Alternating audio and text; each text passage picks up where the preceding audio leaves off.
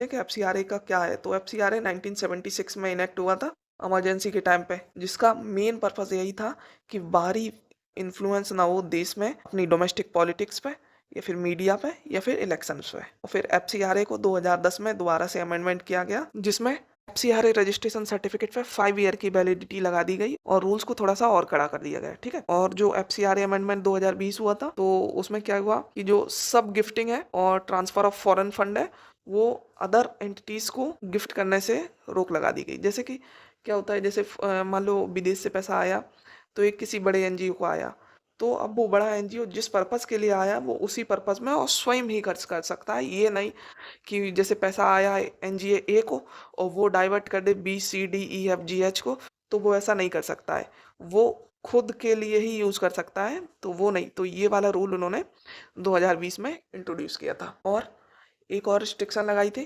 कि जो administrative expenses हैं उन्हें 20% पर कैप कर दिया था, कि मतलब 20% से अधिक आप खर्च नहीं कर सकते हैं एडमिनिस्ट्रेशन के ऊपर में।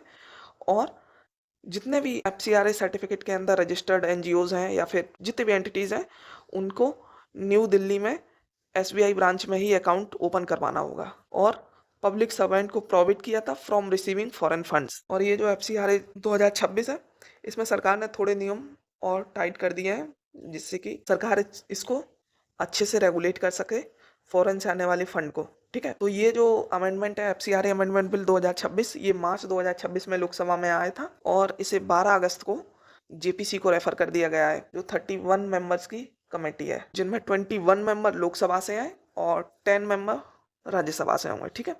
और जेपीसी को ये जो टास्क दिया गया है, इसकी जो डिटेल्ड रिपोर्ट है विंटर सेशन में उनको सबमिट करनी होगी। और जेपीसी में क्यों सेंड किया गया है, इसका मुख्य कारण ये है कि अपोजिशन पार्टी, जैसा कि मैंने पहले बताया, और काफ़ी सारी सिविल सोसाइटीज, एनजीओज और हमारे नॉर्थ ईस्ट के 3 मुख्यमंत्रियों ने माननीय गृह मंत्री जी से मुलाकात की है, तो उन्होंने अपने जो भी कंसर्न है वो प्रकट किए हैं। तो उसके मद्देनजर सरकार ने ये निर्णय लिया है। लेकिन सरकार का ये कहना है कि जो नया एक्ट है वो नेशनल सिक्योरिटी को, मतलब राष्ट्र की सुरक्षा को मजबूत करेगा, और जिससे मनी लॉन्ड्रिंग या फिर किसी अन्य प्रकार के अपराध जो होने की संभावना है उन पर थोड़ा सा सख्ती आए। और इसके माध्यम से ना स्टैंडर्डाइज लीगल मैकेनिज्म आएगा जो मैनेज करेगा